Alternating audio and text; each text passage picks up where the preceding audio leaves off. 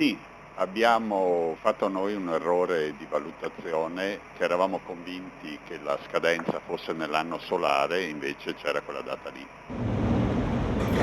È scattata la pratica amministrativa straordinaria alla Faloria Cristallo per porre rimedio, si spera, nel più breve tempo possibile all'errore di valutazione che ha portato i tecnici a pensare che la scadenza del 23 giugno imposta per la revisione dello scorrimento delle funi passanti delle cabine della durata di 7 anni potesse essere procrastinata entro l'anno solare. La notifica di stop alla funivia che fece da sfondo alle acrobazie di Sylvester Stallone nel film Cliffhanger è arrivata sabato scorso dall'ex USTIF, oggi ANSFISA, l'organo di controllo del Ministero per le Infrastrutture e i Trasporti, e subito la società è corsa ai ripari.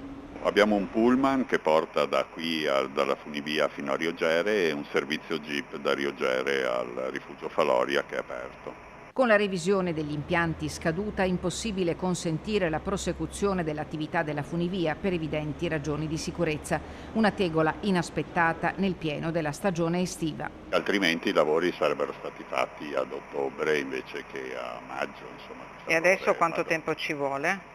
Non lo so, minimo 15 giorni ci vorranno perché stiamo cercando una ditta che ci faccia subito questo lavoro e non è facile. Sullo sfondo l'ombra di possibili sanzioni amministrative per il periodo di carenza dal 23 giugno e per una ventina di giorni circa, durante il quale i collegamenti sono stati eseguiti ugualmente.